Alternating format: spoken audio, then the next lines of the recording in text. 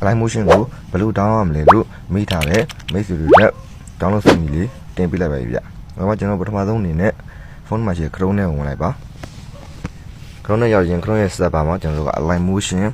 v5.0.277 လို့ရိုက်ရှာလိုက်ပါ။ဟုတ်ကဲ့ဒီလိုရိုက်ရှာလိုက်လို့ကြားလိုက်ဒီနေရာလေးကိုတစ်ချက်ကျွန်တော်နှိပ်ပြလိုက်ပါ။ဒီလိုပေါ်လာရင်ကျွန်တော် download ဆိုတော့ထပ်နေပြီလေပါ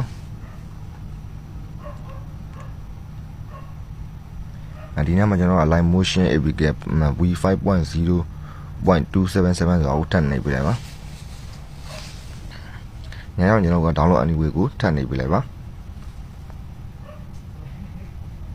အဲ့မှာကျွန်တော် download ဆွဲနေမှာညောင်တစ်ချက်နေကြည့်လိုက်မယ်နော်ဟိုဒီမှာ download ဆွဲနေပါပြီ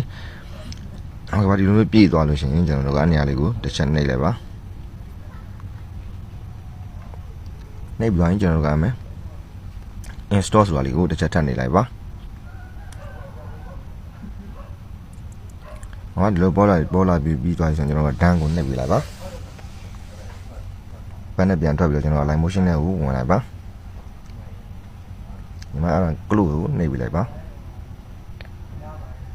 အဲ့ဒါပြီးရင်ကျွန်တော်တို့အောက်မှာရှိတဲ့ accept or and continue ဆိုတော့နှိပ်ပြလိုက်ပါအဲ့ပြီးကျွန်တော် get started ဆိုတော့နှိပ်ပြလိုက်ပါဟုတ်ကဲ့ပါဒီနေ့လေးရမိတ်ဆွေတို့အတွက်အကျိုးရှိမယ်လို့မျှော်လင့်ပါတယ်အားလုံးပဲဆင်ပေးကြပါစေကျွန်တော်ရဲ့ကောင်းလေးကိုလည်း follow လုပ်ခဲ့ပေးကြပါဦးဗျသိချင်တာရှိရင် comment မှာမှန်ခဲ့ပေးကြပါအားလုံးကိုကျေးဇူးတင်ပါတယ်